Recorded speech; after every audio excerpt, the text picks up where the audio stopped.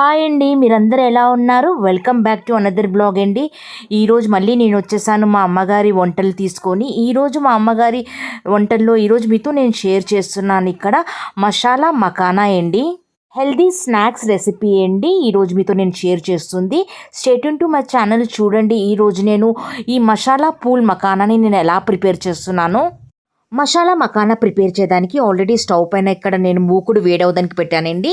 మూకుడు కొద్దిగా వేడవడానికి వచ్చింది. ఇప్పుడు నేను దీంట్లో మకానాని వేసాను.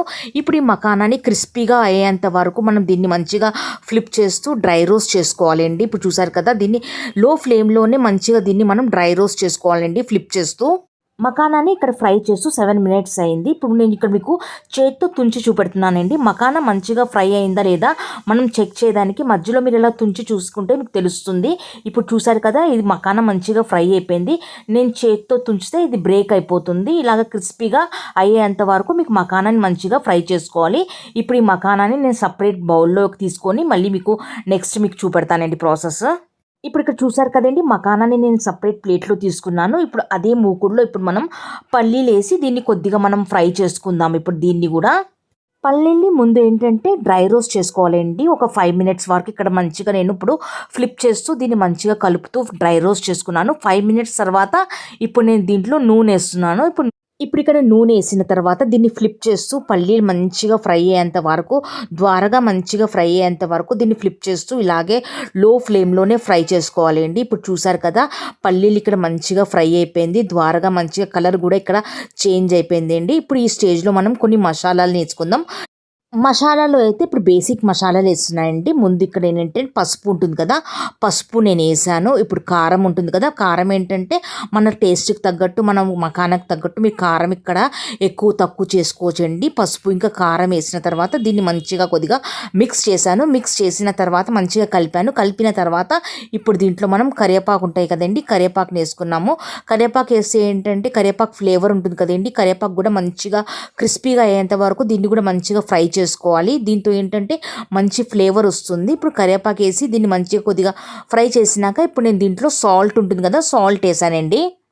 మన రుచికి తగ్గట్టు ఇక్కడ నేను ఉప్పు వేసానండి. ఉప్పు వేసిన తర్వాత కంటిన్యూస్గా మంచిగా కలిపాను. చూసారు కదా, ఇలాగే ఫ్లిప్ చేస్తూ మంచిగా కలపాలి. ఇంకా కరివేపాకు కూడా మంచిగా ఇక్కడ క్రిస్పీగా అయిపోయిందండి. ఇప్పుడు ఈ స్టేజ్లో నేను దీంట్లో మకానాన్ని ఆల్రెడీ నేను డ్రై రోస్ట్ చేసుకొని ప్లేట్లో తీసుకొని పెట్టుకున్నాను కదా, ఆ మకానాన్ని దీంట్లో వేసాను.